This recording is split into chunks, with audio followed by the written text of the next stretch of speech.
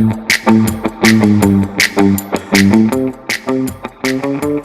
have found Authentic Business Adventures, the business program that brings you the struggle stories and triumphant successes of business owners across the land. Past episodes of the Authentic Business Adventures podcast can be found at drawincustomers.com/podcast. We are locally underwritten by the Bank of Sun Prairie. My name is James Kademan, entrepreneur, author, speaker, and helpful coach to small business owners across the country. And today we are welcoming / preparing to learn from Craig Lemasters, the author of Unstuck, as well as the chairman of GXG. So Craig, how are you doing today? I'm great, James. Thanks for having me. I love the work you do, and so I've been excited about chatting with you today. Yeah, this is pretty sweet. Let's start with GXG, and you just telling people what is GXG. We'll start there. Yeah, so GXG is an advisory firm, consulting firm, and we have a simple mantra, and that is I'm a little bit obsessed with the term stuck. I think leaders get stuck on hard stuff. And so our practice is around really helping companies of all size, small companies all the way up to Fortune 500 companies, get unstuck. And as you mentioned, that's why I wrote the book. I have a small book that I wrote that explains the methodology, and it is called Unstuck. And so that's what I do. Nice. And how long has GXG been around? Yeah, so we've been around for 6 years, and I did this really. My background is in big company public life. I got to run a big company for a long time, James, and was actually CEO of a publicly traded company for 11 years, which by CEO standards is like a dinosaur, I guess. And those of your listeners that have been involved in public companies, maybe before they got into small business, like I did as well, will recognize the fact that 11 years in public company terms is actually 44 quarters, because unfortunately that's how they operate, right? And so I got to do that for a long time, and then told my board, like I said, about 6 years ago, that I was going to leave. So I walked away from a pretty cool job, quite frankly, but I got to do it a long time. And my passion was to go start a small firm and then take some of the cool stuff that other people taught me, quite frankly, that worked, and go share it with other business leaders. That was just my passion. And trust me, had no idea how to do that. I never owned a small company, I never started a company, never ran one. So back to your theme, I'm sure I made every mistake in the book the first 3 years, but we're here at year 6, and it's doing extremely well. So I'm happy about that, because again, we just want to help people get unstuck. I think we get stuck on really hard stuff. Yeah, well, you made it over the 5-year hurdle, which is a big deal. Yeah, it's a big deal, right? That's a big deal. I can assure you that every small business, well, even big business owner, has made mistakes, and they will continue to make mistakes. There's no such thing as a mistake-free business owner. That's right. It's not one that I've met, anyways. Absolutely. So what made you decide to go off on your own versus just working for another company? Or I know it. Yeah. My friends ask me that all the time still. They're like, wow, you had a pretty good gig going there. Why would you do this? And candidly, I tell people this all the time. I do a lot of speaking and tell folks that I believe I'm the luckiest, most fortunate guy in the world when it comes to business, because I really had my dream job. I got to run a big company. We did a lot of cool global expansion. We were in 25 countries around the world, did a lot of digital transformation stuff. But I got to a point where I've been very blessed financially because of all that. But I got to a point where it really came down to more of a purpose thing. Like, I've got a great succession plan, people that can run this like me. I'm fortunate that I was healthy, and what could I do to maybe help others a little more? And I just had a strong urge to go tell the story of what I call Unstuck now, and see if it would resonate with other leaders. Because my whole hypothesis, James, was that leadership is a really hard job. I don't care if you're running a company of one or a company of, many, many tens of thousands like I did. It doesn't matter. It's really hard. And I have a real empathy for that. And I just almost felt this need to share these things that worked for me, and one core methodology that really worked, because I thought it might help people.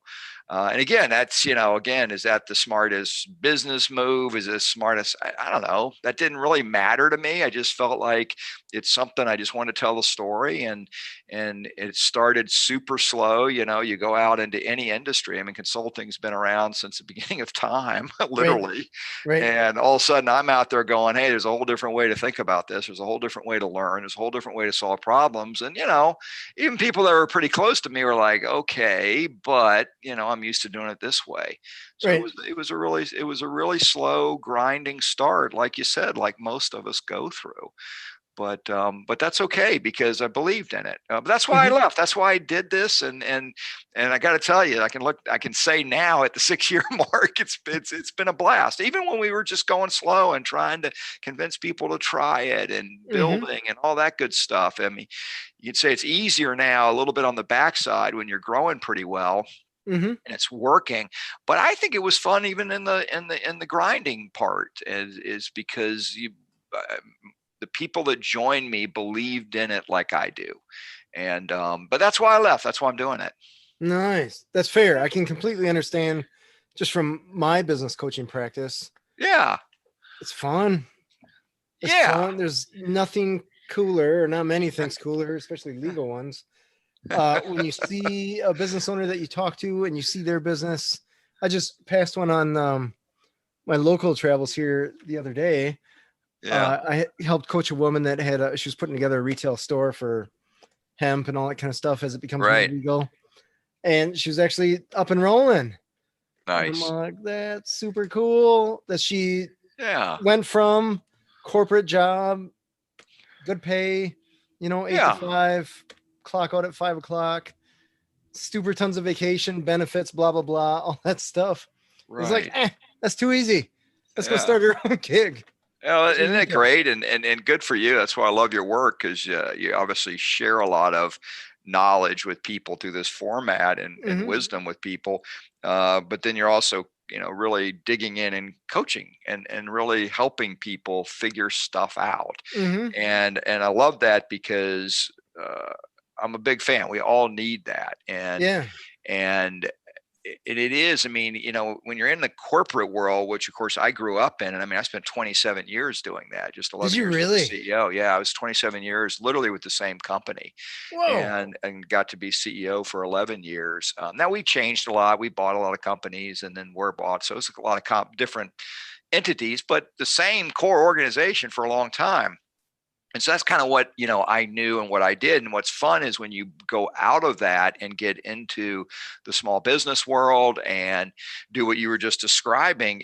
To me, it's so exciting because you do realize that, what is it, 80% of the world GDP is small businesses. It's not big Mm-hmm. companies. Mm-hmm. And and that has that's very impactful. And so like I said, that's why for me it has been a blast to be a part of this community. I get to be in the Yeah, corporate community, and now I get to be a part of the small business community, that's which is cool. fun. I Yeah. wanna I wanna pick your brain a little bit in regards to contrasting the corporate working quarter by quarter business versus and having a crew to do essentially what you tell them to versus Everything. essentially the small uh, business now where you may be the guy that's emptying the trash as that's well as the guy right. selling and all that. And Yeah, quarter by quarter is not necessarily how you that's have to right. live. Yeah. So can you just compare those, I guess, stuff that you Yeah. expected and then stuff that maybe you're just like, whoa, where'd that come from? Yeah. I mean, a couple quick thoughts. And you hit on something very important, which is you do get spoiled if it's a good company. We had a very good company and the company did well, et cetera.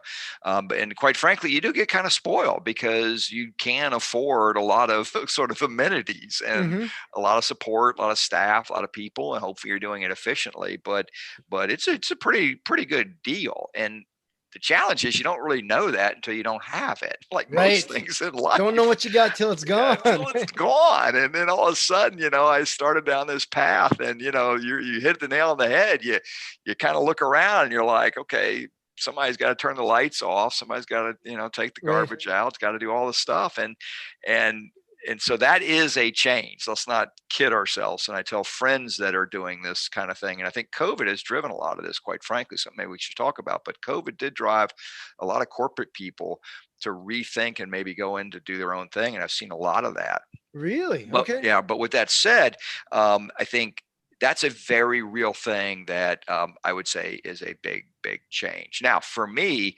I loved it. I used the analogy to people of, you know, I was at an agent stage and ready to go stop, directing the people cutting the grass and go out and cut the grass for a little bit. Hmm. And it's been a great season for me the last 5 years to get to roll up my sleeves and kind of do that at the gut level, the heart level. So Yeah. that is one big change. The second one, and again, you touched on it, is I have loved the freedom to think about the business from whatever time frame I want to think about it. Mm-hmm. And to be candid, you can't do that in a public company. I mean, you'll hear CEOs talk about it and debate and probably debate me with this. Oh no, we have long-term plan, long-term vision. I get all that, but I promise you, and again, I did do it for 44 quarters. Here's how it works. You walk out of the earnings call, right? So you do these funny earnings call Right. and you release your earnings, and you've got 11 weeks to prepare for the next earnings call. Okay. That's how it works. And again, not that you're not also thinking longer term and doing it, but it is a completely different headset. I mentioned to you before we started that Mm-hmm. I'm helping a big family enterprise right now as well, that who was a client at GXG, and now I'm helping them part-time as well. And even though it's a pretty big company, it's still private, Mm. and it has that same luxury of not having to worry about quarterly earnings. And again, that might be your thing quarterly, but you get to pick. And I Mm-hmm. will tell you, as a longtime corporate public company guy, that's a super refreshing Oh, way I to bet. think about it. And I tell private companies that I work with now all the time that are clients that have not experienced the other, that you need to appreciate it as you need to appreciate this as well, and Yeah. and really take that seriously, because it is, for me, it's been very freeing kind of to think differently about it. I bet just the end of the year is probably a Yeah, little more liberating than it's the corporate world. amazingly liberating. I mean, you think about physical, and it's a funny thing actually. If you telescope back a little bit, it's like, where did we start this fiscal year concept even? Like, why? And I used to tell people all the time, like, we are not a different company from December 31st to January 1st. Just because Right. the calendar changed one day, we're the same company. Mm-hmm. And I think it actually taints a lot of things Mm. in terms of companies. And one of the things I've done running my own private company and then helping private companies in our firm is to get them to think about budgeting and financial planning completely different. And what I mean by that is we should use whatever time frame makes sense to us Mm-hmm. and not be biased by the traditional corporate monthly, quarterly, annual earnings thing. Mm-hmm. Because again, it's not always negative, but it does bias our thinking. Like, Right. why should I care if I have my own small business private company that one quarter is different than others? If I have goals that are longer term Mm-hmm. that I really care about, right? I mean, whether that happens in December, January, or October, right? The reality is it doesn't really matter, right? As Mm-hmm. long as I'm on path to that longer term goal. Mm-hmm. And I find it's a huge advantage if I think we're serious about our planning and we're serious about our goals. It's a huge advantage Yeah. because you are right. The time constraints of public company drive a lot of stress. Let me just leave it at Oh, I that. bet. It's tremendous stress, unnecessary, tremendous stress. But Yeah. it is the reality, and that's not going away. That is just the reality of it. You know, it's interesting. I used to have a printer repair company, Yeah. and I learned a lot for a long time.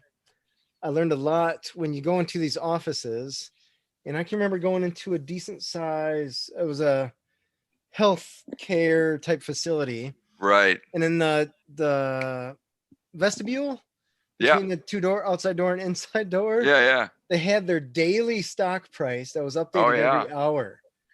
I'm Yeah. like, can you imagine going for lunch Yeah. and whatever happened on Wall Street or whatever, is going to Yeah. affect how you feel when you go get your Mexican food or whatever. It does, though. I mean, and don't kid yourself that it doesn't. And again, I'm a big goal person. I think goals are important no matter what kind of organization you lead. So I have no issue that I'm super competitive. But what happens is it converts into almost this idol worship kind of concept. Right. Totally. And boy, that I have seen some really strong people get crushed by Mhm. the ebb and flow of a stock price. Right. And here's the punchline. Sometimes it's reacting to something we did, either positive or negative. Most of the time, it's not.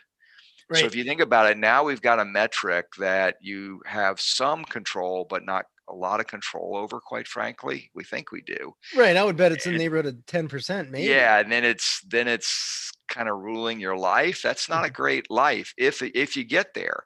Mhm. And again, I was able to do it for a long time because fortunately our organization and our board supported the idea of that hey, look, we're gonna heads down, do what we can do to influence it, and which is basically build a great company, build as the best earnings we can, Mhm. tell the story as best we can, and then the price will be what it is. Depends on how many people want to buy and how many Right. people want to sell. Right. But we were pretty good at managing that. But I can promise you, most of my friends that are in it and clients that I've been around all these years, I've seen it eat people alive. And Mm. to your point, it's funny you mentioned the lunch thing, to literally be talking to people and they'll talk about like their stock price during the day. I mean, that's Looney Tunes. I mean, when you really Right. think about it, like in their entire mood, their entire like self-worth is like influence, like, oh, we're down, $1.10 so far today. It's like, oh, Ugh. okay. I mean, it No, it's got to be actually gives tough. me, we got to stop talking about it because it's starting to give me chills, just, it's been 6 years. So Yeah. you're bringing Right. back, Time out, James. this Time is going to out. turn into a psychology. I'm going to need Yeah. counseling in a minute, James. So we better shift gears. Fair. Fair. Totally fair. Let's talk about small business. That's more fun, anyways. I love that. So when you left your gig, 27 years, when you left that Yeah. gig, was the Yeah. idea to do the consulting thing, or did that Yeah, I did. evolve? Yeah, it evolved a little bit. This is a true story. And the board didn't believe me because I didn't know what I was going to go do. Right. I really didn't have a big plan. I just knew I wanted to go talk about and show people this methodology that worked so well for me. Hmm. And I won't bore you with the details of how I ended up doing this company, but yeah, it took a couple of months to figure out like what format I wanted to do in it. I love Mm. speaking, so I knew I wanted to do some speaking, and fortunately had a forum to do that, having been a CEO of a big company. And so going down that path, I had a lot of friends running companies, so I knew I could help them just sort of ad hoc. And so I actually, the short version is, this wisdom-based learning methodology was a friend of mine who came up with the original idea. And so I helped him build this idea at my company. I Oh, was the first client. all And right. and it was really cool because it worked. And so my team was helping him build it. And so he actually kept going. And I hadn't talked to him really that much the last few years. And so when I Mhm. left, reconnected with him, and long story short, um, had a cup of coffee with him and at Dunkin' Donuts one day, about 2 months after I left, and ended up buying the company and went home and told my wife that I'd found something to do. So bought Wow. a company at Dunkin' Donuts, is You the bought story. his company. Yeah. Yeah. And it was a little company Yeah. because he'd been percolating the idea, and he was a great entrepreneur, always had great ideas, had started a bunch of companies and sold them or left them or whatever.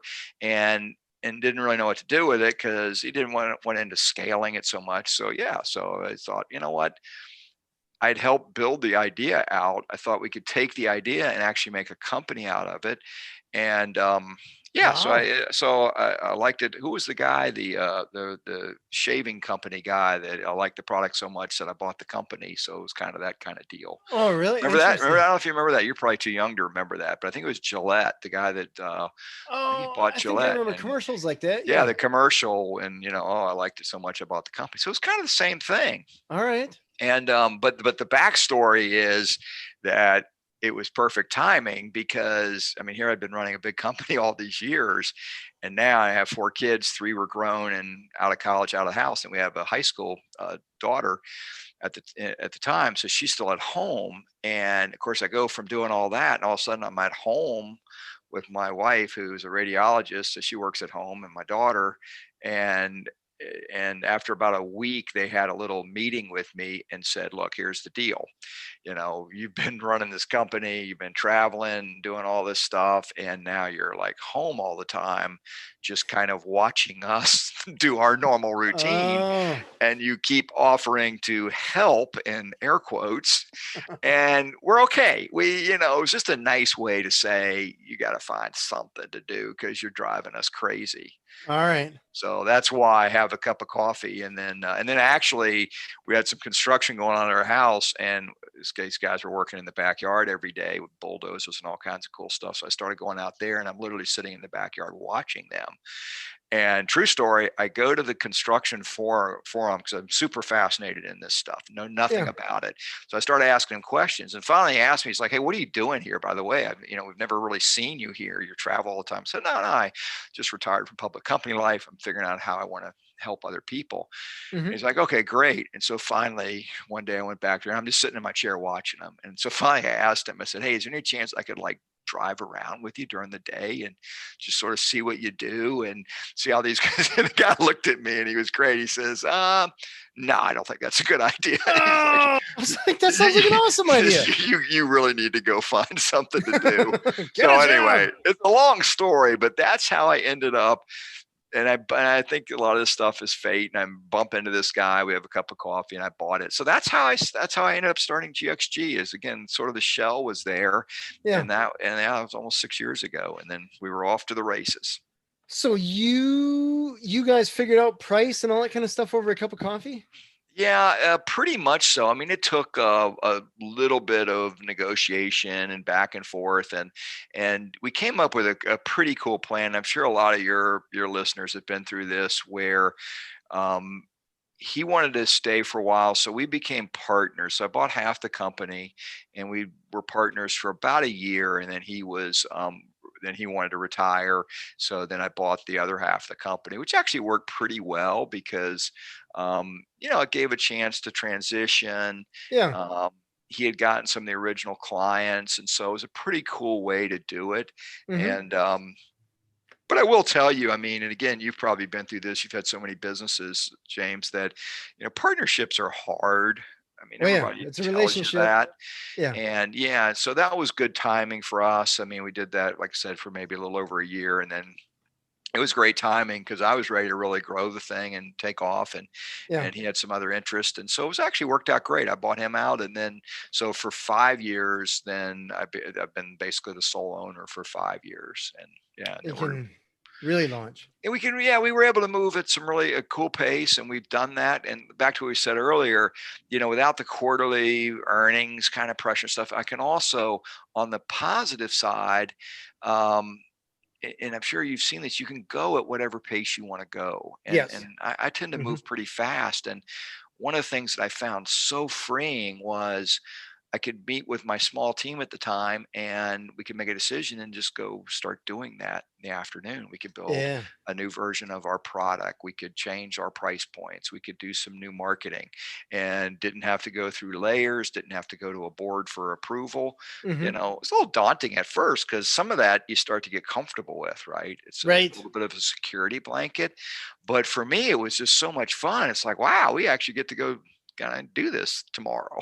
You you don't know have to get approval and go there's through no the. approvals. It's just you. And Yeah. and now as we've grown a little bit, it's kind of fun transitioning because we have some people moving up, and several of our associates now will become partners here shortly. Oh wow. And so that's kind of a cool next step for me, where we won't go back to that big formal corporate public company structure, but Hmm. it's a great reward mechanism when you're in the consulting space for people that have done well and built big businesses, and they become more of the decision. And it's good for me because it allows me to go do some other things Hmm. and frees some of my time up because I've got other people to help with decisions and stuff. So Oh, that's yeah, cool. it's kind of a nice evolution, I think. Yeah. but When still did super nimble, super nimble. Yeah. well, yeah, when I can tell you when I bought out, I had a business partner with Calls on Call to start, Yeah. and I bought her out 2.5 years ago. We're on over year 10 now. Um, Yeah. it's a whole new world, whole new Yeah. world, Yeah. and it's just like it was good from when we started and all that kind of stuff. She's cool, I'm cool. It was amicable and all that jazz. Yeah. But it's one of those things where like there's pros and cons to partnerships. Yeah. I, It's I think that's work, right. just like any Yeah. relationship. It's work. So, It really is. Somebody described it to me early on when I was heading down that path. They said, "Look, just think of it as marriage."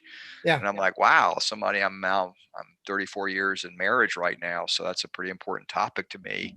right. And after Congrats. 34 years, you know what the ups and downs are, and quite frankly, there's a lot of challenges, and I think Hmm. anybody would admit that. And I have an amazing spouse, but it's marriage, and I didn't listen to that carefully, because I think Oh, that's actually a pretty good description of it. And again, we were great. I mean, it worked out well, and it was good timing.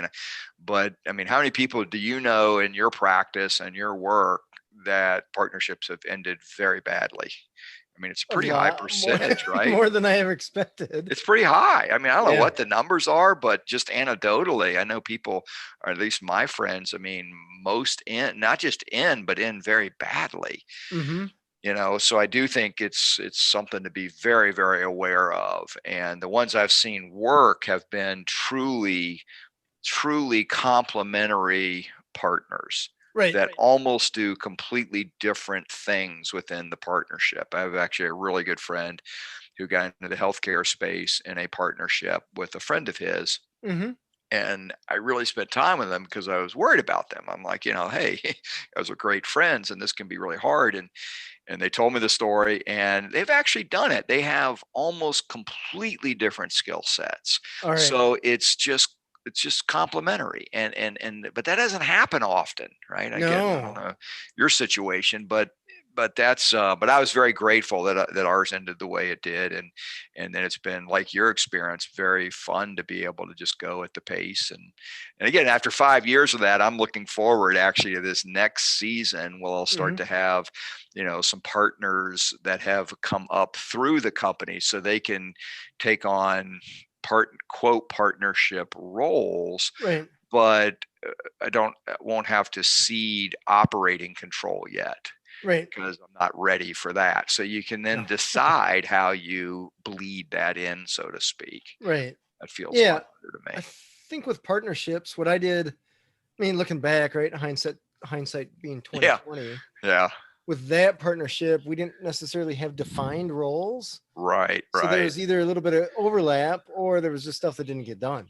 I'm like, I Exactly. thought you were going to do that, or I didn't even realize you weren't doing it, kind of Ouch. thing. So with other partnerships since then that I've started, you have clear defined silos. Like that's your Yeah. sandbox. This is my sandbox. Bingo. Let's Yeah. make some money. Yeah. That's super smart. Yeah. Yeah. No, Yeah. it's It took me a few mistakes to learn that. So, whew, I hear you. so tell me, how did the name GXG come about? It's a little bit of a funny story. So my former partner started out, and he was called Global Executive Group, All and right. it's a mouthful. And again, the original vision of the company is quite different than what we do today. Actually, the guts are similar, but the vision was quite different.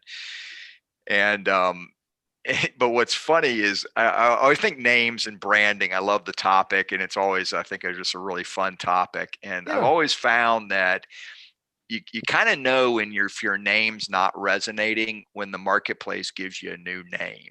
I don't know if that makes sense.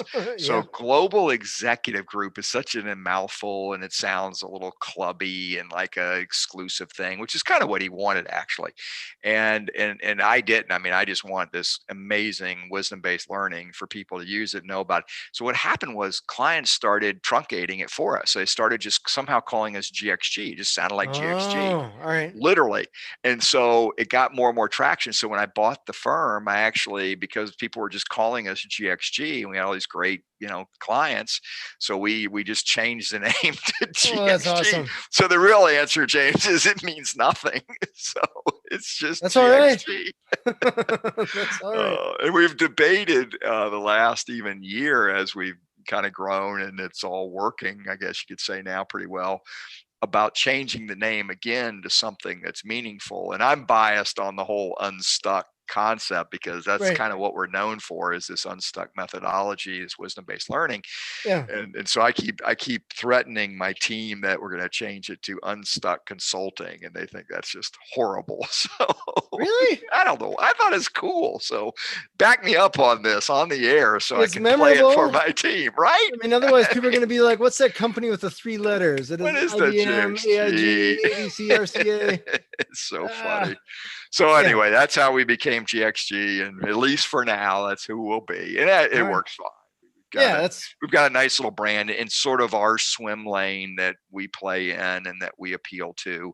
all right. Um, it's getting there. So yeah, Tell me about your book, Unstuck, about when you yeah, wrote it, what inspired you to write it, yeah, and all that jazz. yeah. Well, the inspiration was kind of cool because it came, at least for me anyway, because it came from our clients. Mm, So I'd been at this for a couple years and we were starting to get some real traction. The methodology was working and we got these really amazing results. And I had a couple really, really wonderful clients that brought it up and said, "Hey, have you ever thought about just writing a book about this? This is really hmm. unusual and it works." I'm Nice. like, "No, I'm not a writer. I'm not even a great reader, quite frankly, of books." And my wife is, and she taught her kids that the passion. And I just did. I didn't grow up doing that. I read a lot of current events and summaries of things, but so I never thought about it. So I don't want to ever pretend that I'm a writer. So, but I thought it was pretty cool that people thought it was important enough that I could write it. And then the more I learned about the advisory and consulting space, and particularly for the speaking practice, it's like, wow, you kind of need to have a book, it looks like. And so I took a shot at it, and I had some just wonderful, wonderful advice because it got up to, I don't know, 250, 300 pages, and I wasn't super happy with it. And a friend told me that had written a lot of books said, "Hey, you realize that the average percentage of a business book that anybody finishes is about 30%." I thought, Right. that's kind I of learned interesting. that the hard way. Yeah, about 30% they finish, and so I'm like, "Where's this guy going with it?" And all of a sudden it hit me. Well, if I'm at 300 pages and they're only going to read 100, why not write a 100-page book and try to beat the Oh, system? So I literally shrunk the book. So the book's 108 pages. It's not long. And it was a great experience. Kind of hard. I mean, again, as a non-writer, hmm. but I really enjoyed putting on paper how this works. And it's a little rare in the consulting space because some of it is kind of secret sauce stuff, but I didn't really care because I just want people to do it. Hmm. Now, and I figured if we were good enough at explaining it and we make it very efficient for people to use this methodology, then it'll help. We'll get plenty of, it'll help us get more business or whatever. And that's Right. what's happened. But the best thing about the book for me, James, is we wrote it, sent the manuscript to 10 clients and took some advice, wrote the book, and 9 of the 10 clients wrote endorsements for us. And Wow. yeah, and some of them are, and well, they're all wonderful people. Some are pretty well known in the business communities that they're involved in. Most of them are C-suite, CEO kind of people, Hmm. and I thought that was pretty cool. I mean, I mean, I'm just an unknown guy. I'm not there's no fame here. Sure. But what I loved about it for my team especially was to show them that this is important enough that CEOs of big companies actually would pause and endorse our little book. Yeah. And that's been fun. And so it's worked great. It's a simple way to read about our methodology and hopefully some fun stories. It kind of parallels my story running a public company, Hmm. and how this methodology changed the way I thought about learning, really. Yeah. And then the cool thing along the way is I think people start to recognize that some of the stuff in this is useful. Number one, on any size business. It's agnostic to the type of business, to the size of business, and it really works on most parts of life. That this learning methodology can help with, you know, lot of stuff that we do, parenting and relationships and Ah, all kinds of stuff, which I didn't write it for that. I mean, I'm not smart enough to have all those tentacles, but that was some of the feedback I got. And so it's been really rewarding. And yeah, that's the Unstuck book story. So, nice. So yeah. as far as publishing and marketing, all that kind of stuff, did you Yeah. put it out there and push it much, or was it just like put it out there, it's out there, Yeah, we whatever had a we happens, had a, we had happens? a we had a publisher that picked it up, that helped us, and then we have a really good internal marketing team, some folks that are really good at that, and then we had some external folks, and but and again, probably like you, I mean, the book is really, I wrote it for a very specific audience, and it got a little Hmm. broader coverage, and so what I really wanted it to be was targeted for, again, leaders that get stuck on the hard stuff. Right. But it ended up getting a little broader coverage than that. And yeah, so it's been mostly organic. Again, I didn't write it to be a famous Sure. author and need to sell a million Right. copies of a book. I wanted it to be a great description of what we're trying to help with. So it's been fun. I'm not I saying I bet. would do it again, and I think I see your book in the background here as we're Yeah, I get a on few, video whatever. here. Yeah. You've got a bunch of them, and so you get it. I mean, it's for me anyway. It's not an easy thing to do. I think what I would do is, and as you know now, publishing is so cool and electronic and Oh yeah. everything. I'll do some addendums to it, and particularly now we've got really cool case studies, Hmm. and so I'm going to start addending the book with some cool case studies that people can check Nice. out. Yeah, Do you? So this is something that I find personally, yeah. from my books. I want to ask you this: do you ever find yourself in a place in your business where you're like, "What did I write in my book?" and kind of take your own advice a little bit? Oh, I absolutely believe in that, James. I mean, I wouldn't have put it on paper if it's something that hadn't helped me and been the core of what I did running a big company. And I wouldn't have written it if I hadn't really tested all of this with a bunch of companies. By the time I wrote the book, I think we had worked in 12 industries and several hundred engagements All using right. the exact same methodology. Yeah. And so I very much believe it. My friends and family will tell you that don't dare give me an opening to talk about wisdom-based learning and Unstuck, because you're going to have to settle into your chair. So Oh, funny.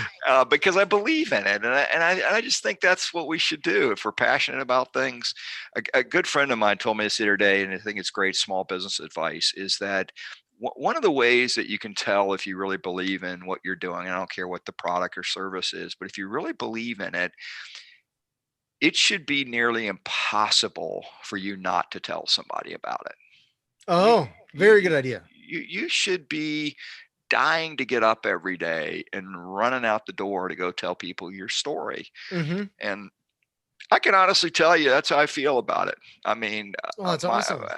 and that's why I love using simple terms. I'm not a consultant by training, so ours is such a practical approach. And I love terms like stuck and unstuck because, and my family cracks up now. We'll be traveling somewhere and see something, or somebody will say, "Hey, I'm stuck on this," and they'll look at me and they're like, "Dad, please don't start giving the unstuck They're speech, like, "Oh, every in the time you say the middle word of stuck." the mall," and but I'm biased, I know, but I think that's how we should, you know, approach what we do. And so, Hmm. yeah, I used it then, I use it now. And I shared with you earlier that I'm helping this big private company now about, part-time.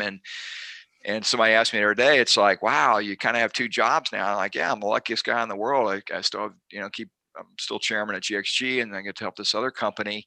And they're Hmm. like, well, what are you doing there? I said, well, the cool thing is I'm doing exactly what I did before, doing exactly what I taught at GXG, using the same methodologies because I believe in it, and it works, Yeah. and it's, so yeah, to answer your question, I'm always using my book stuff because, yeah, I believe in it. Believe in it. It's funny. I had an employee issue a few months ago, and I had to refer back to my book, and it was just like, what did I Yeah. say about leadership in that one? That's funny. Like, I That's want funny. to just Uh, go off a deep end and start yelling because they made a mistake that they shouldn't have. But I'm like, okay, you time gotta out. pause and read a chapter Check the real book, quick. man. Reboot, I reboot. like that a lot. See, that's why I So, can't write more than one book, because I'd be never smart. I'd never be smart enough to remember more than one book, right? I can only remember 100 pages, I guess. But yeah, but if it's edited well, that's, I mean, part of the yeah, reason that I wrote my book is because I read a lot yeah, of business books, leadership books, all that jazz. And I yeah, think they could be condensed down to a couple paragraphs. yeah. It's interesting, isn't it? And it's funny. I've had I've had so much feedback on my book regarding the length, Yeah. and I'm going to take it positively because most people say it very positively. Hmm. Um, but of course, my cynical friends are always pointing out that I wasn't smart enough to write more than 100 pages, which is probably true. But people tend to like it. I've had a lot of people that have actually, the ones that have read it and said, I love it because I could sit down and read it in one sitting. I got the message, I got the examples, I can actually go do this. Yeah. And that's really meaningful to me, because the reality is we all are pretty busy, and and unless you're just a wonderfully avid just reader, like my wife will read 2 or 3 books a week, and I just A never week. been. Oh yeah, no, she is a voracious reader. She's Wow. great at it, loves it. And but I think most of us are probably not in that camp. And so yeah, so I've gotten a lot of good feedback about the the short book, if That's you will. awesome. Yeah, Yeah, I would love to say that I read two or yeah, three books a week, but I know it. Me I'm too. not that quick of a reader. And I've tried. See, now I beat the system. So here's a quick story for you. So what I do now, because I get, I'm given a lot of books, I'm sure, like you are, and so I Oh yeah. always end up bringing them home and all kinds of stuff. And so my wife said, "Hey, what's that book?" And I'm like, so what I know will happen is, and I'll put it on my little stack, which I never get to, but I know what'll happen is she will read them. So Oh, when I know she's read them, tell me about that book, and it's awesome because she'll like summarize it for me. So I've got my nice. built-in audio book summary, which Yeah. is also my wife. So it's the Oh, best of both worlds. So she's that is happy because she incredible. read the book. I'm happy because I got the content summarized, and we're done. So You learned that's it. that's how I Oh, read that's now. awesome. Do you, Uh, what are some of the things that you've learned about being yeah. your own boss or being an entrepreneur since you started over the course of 6 years that you probably didn't know before you started? Yeah, a couple things. One is that it's a lot harder than it looks. Mm, I had the misconception that because I ran a multi-billion dollar company all over the world, that starting a small company and doing this kind of work would just somehow be easier. And it's actually just the opposite. I find in many ways it's harder. hmm. And again, kind of what we were talking about earlier, because you don't have all this stuff at your disposal. You don't have a big marketing team. You don't have all these budgets. You don't have all this stuff. I mean, Hmm. and so that was learning. Number one is that it's not easy. Number two is having an amazing product, which we do. I mean, that's what the book's about. Is our product is a methodology. So we think we broke the code on this. We think it's the coolest thing ever. We know it works. And whether it's a service product like ours or a physical product like a lot of people invent, the Hmm. other learning is that's just the beginning of the journey.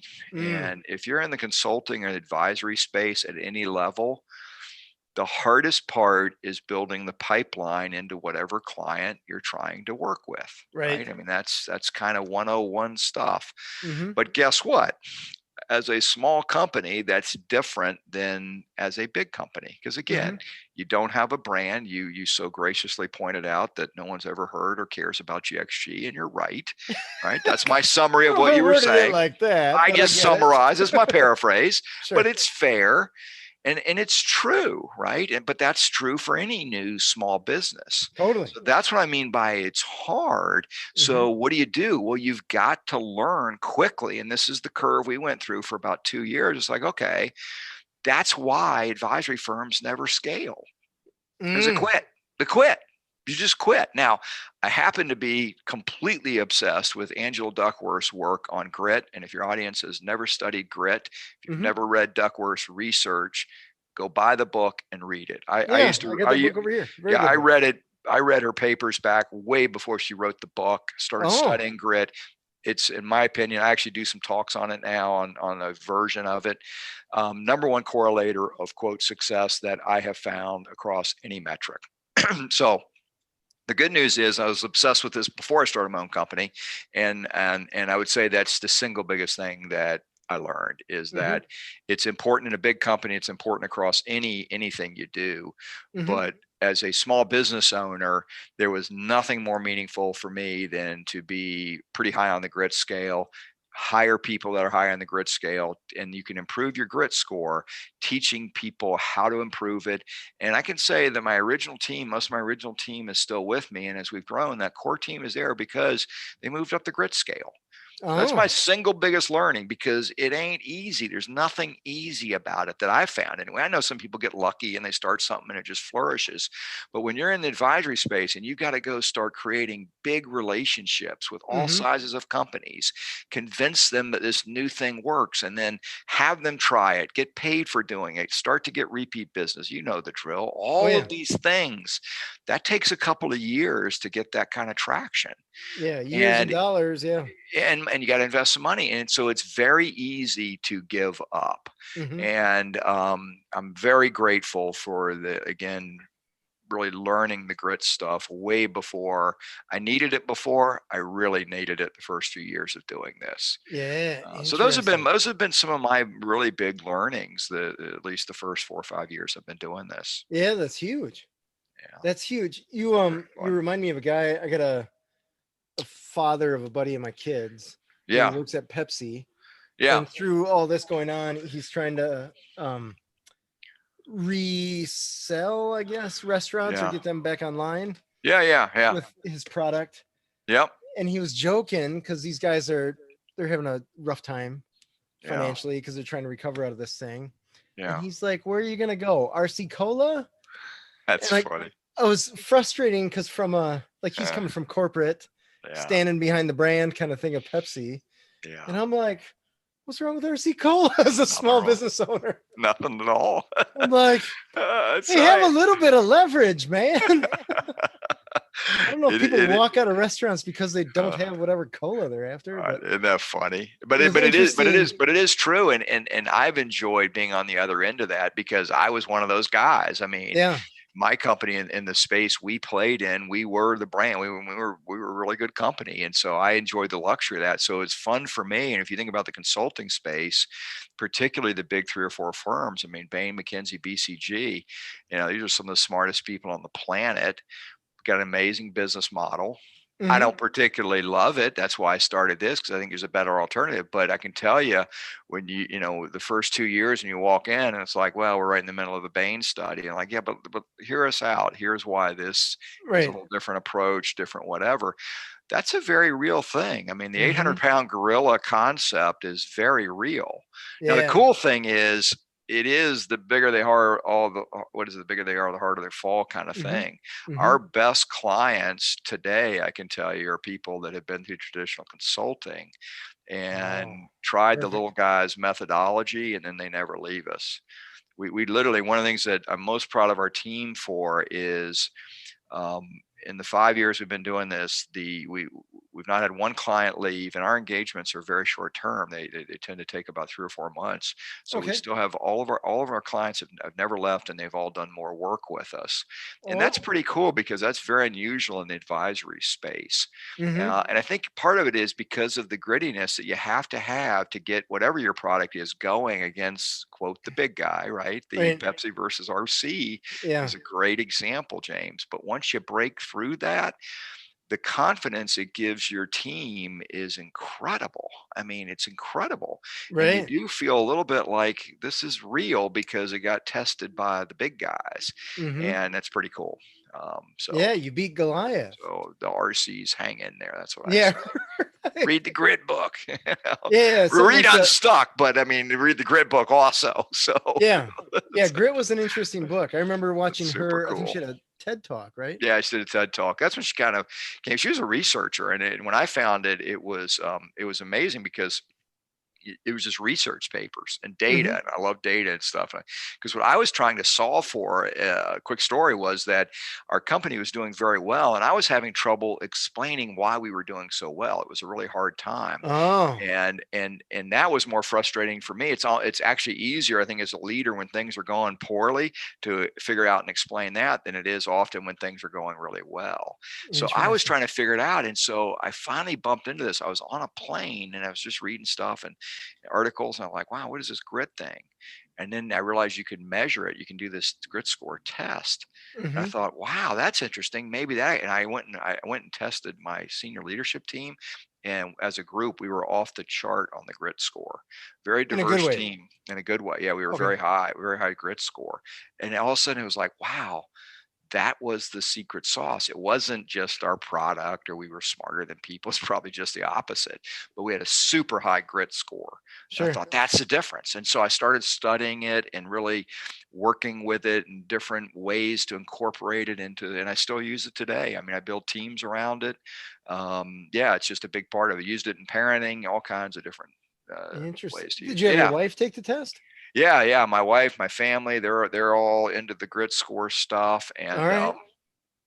my kids have used it. My kids have done very well. They're out of college. Three that are out of college have all really done well. And I think part of it is they bought into the concept and they use it. And yeah, it's a real differentiator. I think it's the highest correlator of quote success, however you want to define success. If you look at the research, and there's so much data and research on this topic, of like how do you get to whatever goals you want to get, however you define success. I think this is the best correlator, is the grit score. Right. Yeah. Interesting. Yeah, that Yeah. perseverance. That's huge. Yeah, and it's this combination of perseverance and passion. And Mm-hmm. the thing I love most about it is you can improve your grit score if you want to. Yeah. So it's not just a foregone conclusion. It's not like a lot of the personality, social style testing we Right. do, Mm-hmm. Myers-Briggs, all this stuff, super helpful, but that's static, right? That's Mm-hmm. just an awareness, which is fine. What this is say, okay, if you're a 3.5 on the grit scale of 5.0 and you want to be above 4, you can go do that. There's Mm-hmm. ways you can improve it. And I love stuff like that Yeah. because you can be as gritty as you want to be, is the way I look Yeah. at it. So I it's like pretty that. cool. It's cool stuff. Yeah. Very cool That's cool. stuff. Yeah. Craig, where can people find you? Yeah, easiest way is gxg.co. And then I'm on LinkedIn. Just go search me on LinkedIn. We post tons of content on LinkedIn. Again, I love to share our body of work, our wisdom-based learning methodology. Mm-hmm. So love to connect with people on LinkedIn, and then check out our website. We have all kinds of, again, like to just be very open with our content. So Nice. that's the best way to find me. Very cool. Very cool. Well, Yeah, Craig, thank you so much for being on the my show. pleasure. It's super cool interviewing small business owners of any kind. That's just a Yeah. given, right? Because Yeah, of course. there's some intelligence there. There's drive, persistence, grit, all that jazz. Yeah. There's always, with all of them, myself included, there's a little bit of ego because there has to be. Yeah, right. That's just the name of the game, which is, that's fun too, to a point. Sure. But it's also you coming from the corporate and publicly traded side and just saying like, hey, let's see what next level is, and going off on your own. Yeah. That's admirable. It's cool. I appreciate that. It's been a blast. Like I said, I told somebody in a talk I did the other day, I had the best big company job you can have, and now I have the best little company job. So I'm super fortunate and very blessed to be able to do this. And thanks for having me. Like I said, I love the work you're doing, both with the podcast and then your coaching practice. And I love people like you that have a passion for sharing other people's wisdom and helping people learn and grow. And thanks for having me on. Well, thanks for being on. Yeah, you never stop learning. It's always fun. Absolutely. Mm-hmm. Awesome. This has been Authentic Business Adventures, the business program that brings you the struggle stories and triumphant successes of business owners across the land. We are underwritten locally by the Bank of Sun Prairie. If you're listening to this on the web, which you probably are, please give a thumbs up, subscribe, comment, share, and of course, tell all your entrepreneurial friends. My name is James Cademan, and Authentic Business Adventures is brought to you by Calls on Call, offering call answering and receptionist services for service businesses across the country on the web at callsoncall.com, as well as Draw In Customers Business Coaching, offering business coaching services for entrepreneurs looking for growth on the web at drawincustomers.com. And of course, the Bold Business Book, a book for the entrepreneur in all of us, available wherever fine books are sold. We'd like to thank you, our wonderful listeners, as well as our guest, Craig Lemasters, the author of Unstuck and the chairman of GXG. Craig, I forgot to ask you, where can people find your book? Actually, you can just Google it. It's on Amazon, all the traditional sales places. But yeah, find us on Amazon is the best place. Awesome. And the title is Unstuck. Is there more to it than that? Yeah, it's Unstuck, unlocking and activating the wisdom of others. That's the tagline. I love it. I love it. That's super cool. Excellent. Past episodes can be found morning, noon, and night at the podcast link found at drawincustomers.com. Thank you for listening. We'll see you next week. I want you to stay awesome. And if you do nothing else, enjoy your business.